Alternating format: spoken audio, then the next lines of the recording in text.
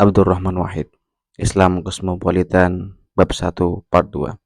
Kebangkitan kembali peradaban Islam. Adakah ia? Dalam serangkaian percakapan, Dr. Sujatmoko mengemukakan bahwa negara-negara industri tampaknya sudah mencapai titik optimal dalam perkembangannya. Kelebihan yang tampaknya belum dapat dikejar oleh negara-negara berkembang kini hanya tinggal dibanding persenjataan. Dalam keadaan demikian, negara-negara berkembang akan dituntut untuk mengembangkan peradaban atau sivilisasi mereka sendiri.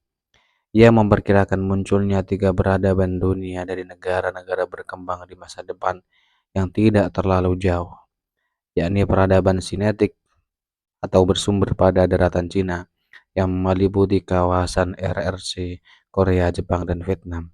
Peradaban Indik bersumber pada India dengan lingkup sebagian kawasan Asia Tenggara, Sri Lanka, dan anak benua India sendiri, dan peradaban Islam yang membentang dari Asia Tenggara hingga ke Maroko. Terhadap serangan mereka yang menganggap mustahil sebuah peradaban Islam dapat bangkit kembali, sebagian karena terpecah belahnya bangsa-bangsa beragama Islam satu sama lain dalam hampir semua sektor kehidupan.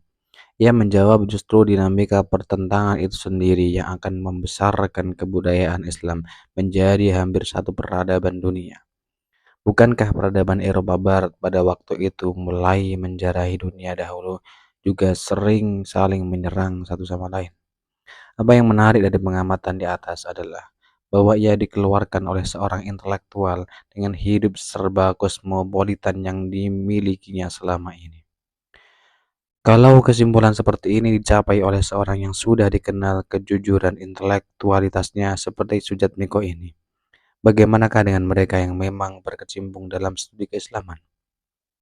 Bagi mereka, pengamatan selama ini, sedikit-sedikitnya 1 abad, sudah cukup untuk menambahkan keyakinan akan kebesaran peradaban Islam, kebesaran material yang diwariskan kepada dunia dalam bentuk legasi arsitektur penuh kemegahan, dari Masjid Palang Biru di Turki hingga ke Taj Mahal di India.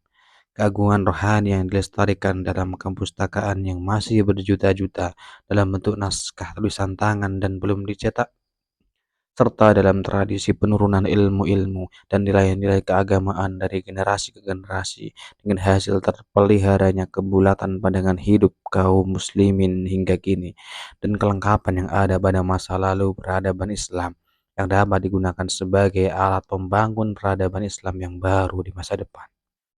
Salah satu syarat mutlak bagi kebangkitan kembali sebuah peradaban dunia sudah terpenuhi oleh peradaban Islam, yaitu persambungan elemen-elemen kehidupannya, sehingga membentuk kerangka tangguh bagi kebangkitan kembali itu sendiri. Elemen-elemen itu sebagaimana digambarkan dari persambungan warisan material yang begitu megah, untuk kemudian diantarkan oleh keagungan rohani yang sudah lestari ke gerbang kebangunan kembali oleh kelengkapan yang telah berkembang dalam dirinya, membentuk sekuen-sekuen atau bagian-bagian yang berurutan dari gambaran terpenuhinya persyaratan kebangkitan kembali peradaban Islam itu.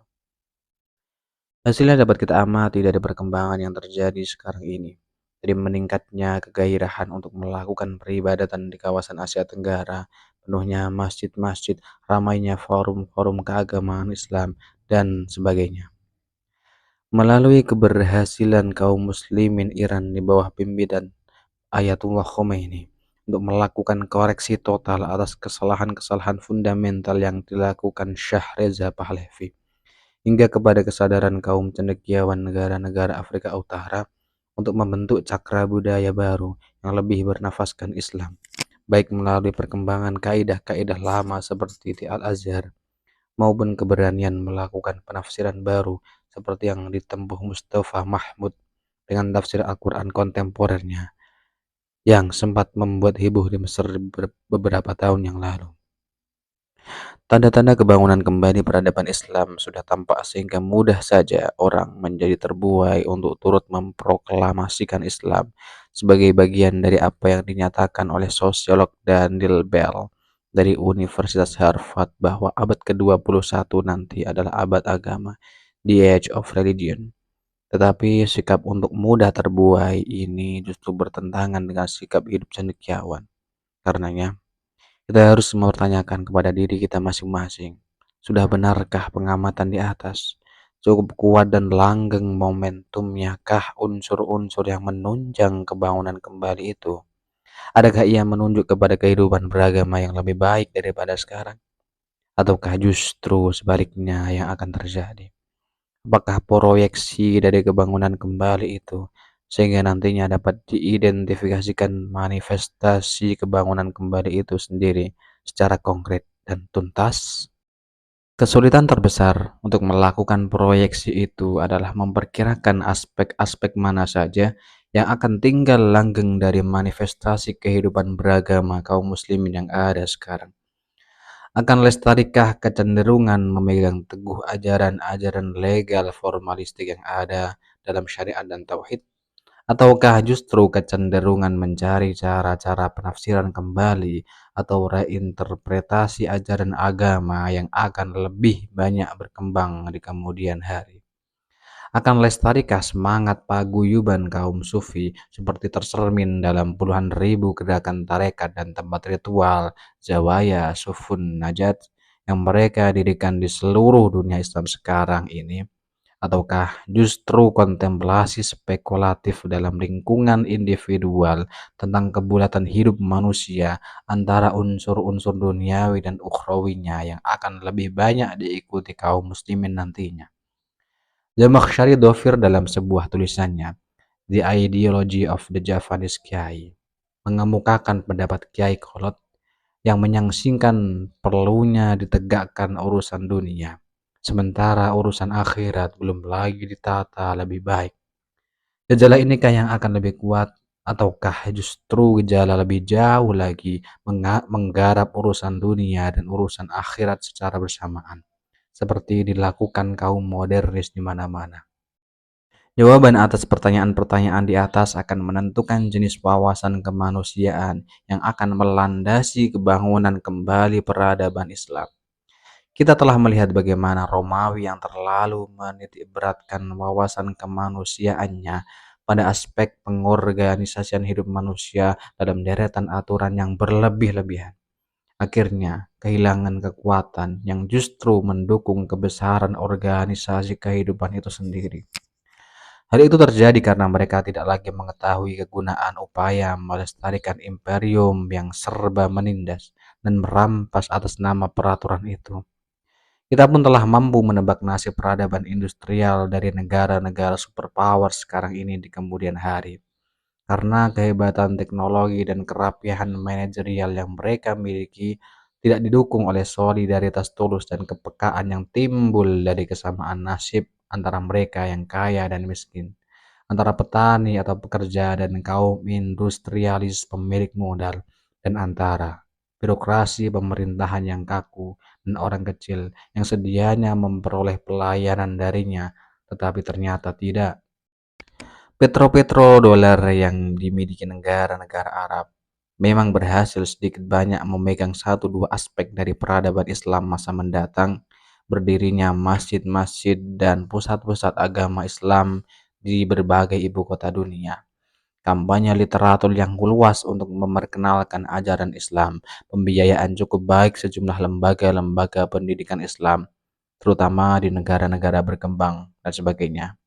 Potensi kekuatan petrodolar ini tidak dapat dianggap kecil. Kalau dilihat dari sudut lain, ia adalah salah satu jawaban konkret terhadap tantangan kebangunan kembali ajaran-ajaran banyak agama lain.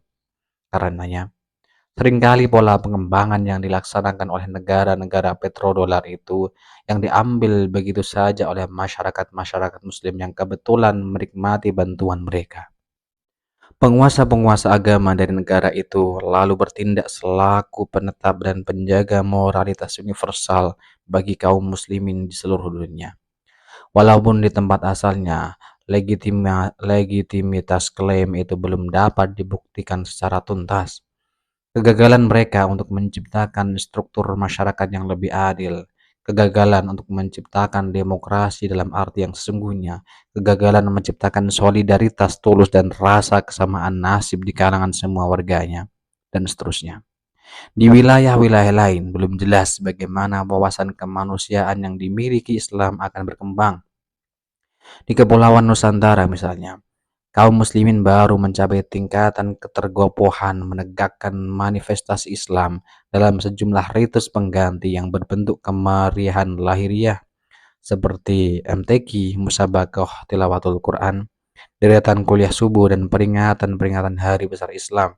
Berbagai bentuk upacara ketasawufan seperti upacara haul, peringatan kematian yang begitu jauh bahkan telah menembus benteng-benteng pertahanan yang menolaknya di masa lalu seperti pesantren Tebu Ireng. Berbondong-bondong orang menunaikan ibadah haji dan sebagainya. Peninjauan atas wawasan kemanusiaan yang tuntas belum lagi terlaksana. Perjuangan mahasiswa untuk membebaskan bangsa dari penindasan, upaya menegakkan hukum oleh kelompok-kelompok kecil, proyek-proyek konkret untuk mengangkat mayoritas bangsa dari dera kemiskinan dan kehinaan, untuk menyebut beberapa contoh saja. Upaya yang masih berlingkup serba terbatas dan baru berada pada taraf permulaan itu pun masih sering dilakukan secara bermain-main atau untuk memenuhi ambisi perseorangan belaka.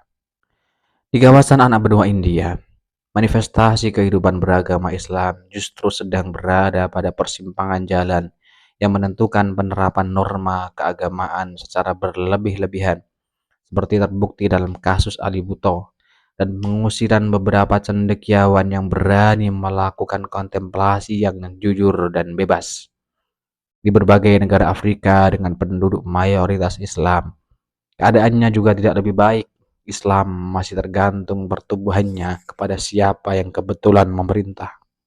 Jelas dari yang diutarakan di atas, bahwa wawasan kemanusiaan yang akan ditampakkan Islam nanti masih belum jelas identitasnya.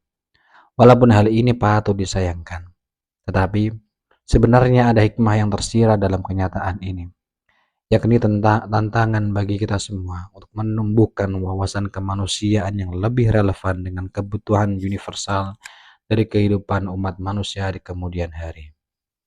Peradaban seringkali diukur dengan kehebatan teknologi, keagungan arsitektural, ketinggian hasil-hasil karya seni dan sastra, serta sumbangannya kepada ilmu pengetahuan.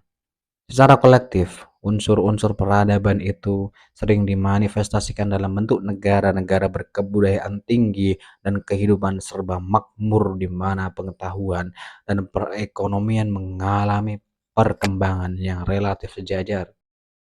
Athena, Roma, Konstantinopel, Kartago, Sevilla, Baghdad, Peking, Delhi, Memphis, Ctesiphon, Kairo, dan banyak lagi kota dunia masa lampau dijadikan contoh ketinggian peradaban. Islam boleh berbangga dengan kontribusinya yang cukup banyak dalam deretan manifestasi tersebut yang secara simbolik digambarkan oleh kegemilangan Hikayat 1001 Malam.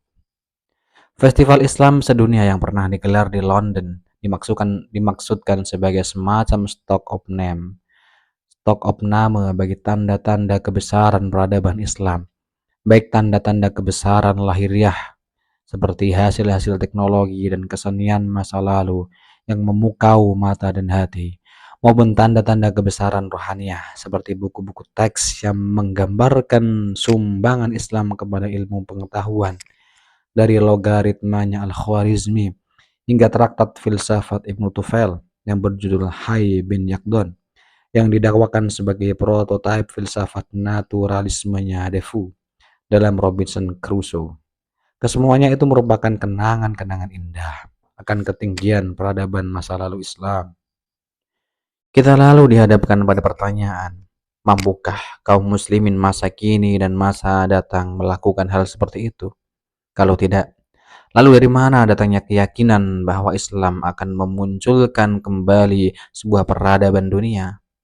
Jawaban pada pertanyaan di atas membawa kita kepada sebuah pendekatan yang berbeda dari hanya memunculkan sejumlah manifestasi ketinggian baru sama sekali. Disinilah kita menemukan bahwa sudah jelas kaum muslimin itu tertinggal dari orang lain dalam hal kemampuan melakukan penemuan-penemuan ilmiah yang baru. Tetapi mengapakah mereka tidak mampu merumuskan kembali arti, hikmah ilmu, dan pengetahuan bagi kehidupan? Bagaimana mengendalikan kedua-duanya yang justru untuk kepentingan melestarikan kehidupan umat manusia di muka bumi ini, bukannya untuk kepentingan segelintir pemilik modal dan sejumlah penguasa serakah atas kerugian kebanyakan manusia. Jelas kaum muslimin tidak dituntut untuk mewariskan bagi generasi masa yang akan datang berupa peninggalan arsitektural yang megah dan mengesankan,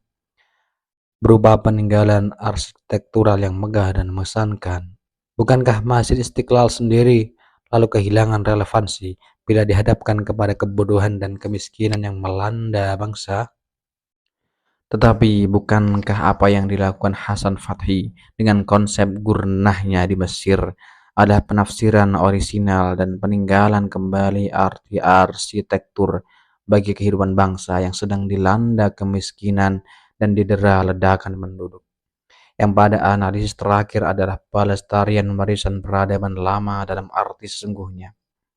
Bukankah sejarah arsitektur Islam dapat digali kembali untuk mengembangkan pola tata kota modern yang berpusat pada desentralisasi fungsi perdagangan dalam sebuah pemusatan kegiatan di sebuah kompleks pasar atau pertokoan?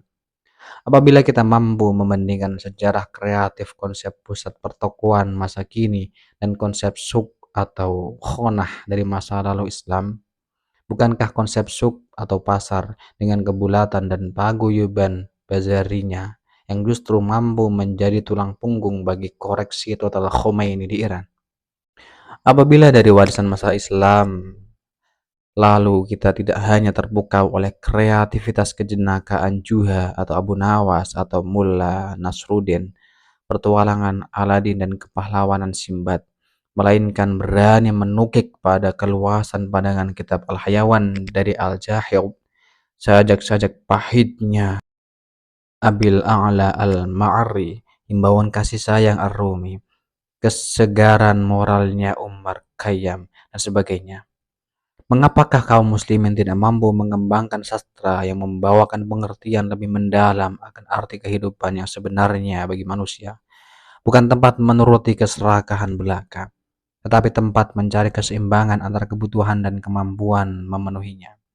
Bukan wadah pemuas nafsu yang tak terkendali, melainkan wilayah keprihatinan atas bahaya yang mengancam totalitas kehidupan di masa depan sebagai akibat pengurusan sumber-sumber alam tanpa batas dan persinggahan sementara, di mana kasih sayang dan keprihatinan tidak hanya dirupakan dalam karitas cengeng yang menyantuni, tetapi sekaligus melestarikan penderitaan, melainkan keterlibatan diri dalam perjuangan secara tuntas untuk membela nasib mereka yang menderita melalui perombakan struktural masyarakat yang tidak adil. Dari visi yang dikemukakan di atas, kita lalu mengetahui bahwa peradaban Islam sedang mengalami kebangunan dan kebangkitan kembali. Kekayaan warisan yang ditinggalkannya selama ini dari kedalaman penglihatannya atas tempat hakiki manusia dalam kehidupan hingga kepada toleransinya yang begitu besar, membuat kaum muslimin lalu memiliki landasan berpijak yang sangat kuat dalam mengarungi proses kebangkitan kembali itu. Warisan materialnya dari konsep-konsep arsitektural yang menangani kehidupan secara keseluruhan hingga gagasan-gagasan ekonomi yang lebih menjamin kelestarian hidup, memungkinkan kaum muslimin untuk menoleh dari masa lalunya, berupa semangat Islam yang sebenarnya dalam menghadapi tantangan justru dibawakan oleh kehidupan itu sendiri. Kesanggupan peradaban Islam dan kemampuan untuk meramu sebuah peradaban baru di masa lalu dari warisan peradaban-peradaban Mesir kuno, Mesopotamia, Asia Kecil, Persia, dan sisa-sisa Helenisme Yunani kuno memberikan petunjuk bagi kaum muslimin untuk meramu keluhuran hidup yang dinamis dan berkeseimbangan dari peradaban-peradaban yang ada sekarang, yang umumnya telah menjurus kepada perbudakan teknologi dan mesin atas manusia, seperti yang dipadukan dengan sempurna oleh Charlie Chaplin dalam The Great Machine dan George Orwell dalam 1984-nya. Kaum muslimin masa kini memang tidak dituntut untuk menyamai penemuan para sarjana masa lampau, dari Al-Kindi sampai penemu Muslim tak dikenal yang menemukan besi hitam tak berkarat di India dari masa kejayaan dinasti Mughal. Tapi mereka dituntut untuk menerapkan dan menafsirkan kembali penemuan-penemuan sesuai dengan kebutuhan hakiki umat manusia. Tugas yang jauh lebih berat dari tugas melakukan penemuan itu sendiri. Kaum muslimin masa kini tidak dituntut menghasilkan karya agung sastra dunia seperti Kalilah Wadimnah. Tetapi mereka diberi kemampuan untuk memberikan arti baru kepada kehidupan melalui karya itu. Yang juga bukan tugas lebih ringan, yaitu meneruskan tradisi secara dinamis, jauh lebih berat dan sukar daripada membuat tradisi itu sendiri. Kaum muslimin masa kini tidak dituntut untuk mendirikan aliran-aliran hukum Islam seperti madhab-madhab fikih yang empat atau aliran teologi Islam seperti madhab Tauhid al-Asy'ari dan al-Maturidi ataupun al-Ghazali. Tetapi mereka diharuskan menerapkan secara kreatif ketentuan-ketentuan yang diletakkan ke semua madhab itu dalam situasi kehidupan yang modern, sebuah proses penafsiran kembali yang jauh lebih sulit dari mendirikan ke semua madhab itu sendiri. Dari kemampuan kaum muslimin masa kini untuk memenuhi kesemua tuntutan di atas dan menghindari tuntutan-tuntutan semu yang tidak begitu berarti banyak bagi upaya melestarikan kehidupan, justru bergantung corak wawasan kemanusiaan dari peradaban Islam yang sedang bangkit kembali dewasa ini. Kalau kaum Mu'tazilah pernah menjulangkan nama Islam dalam sejarah dunia dengan visi humanismenya yang segar dan kreatif selama beberapa abad lamanya, maka kaum muslimin kini dituntut untuk merumuskan kembali arti Islam bagi kehidupan yang mengalami begitu banyak perubahan dengan cepat, memiliki begitu aneka ragam tantangan dan kemungkinan. Dari kemampuan memenuhi tuntutan inilah akan ditentukan dimensi dan kerangka kebangkitan kembali peradaban Islam dalam masa depan yang tidak terlalu jauh lagi.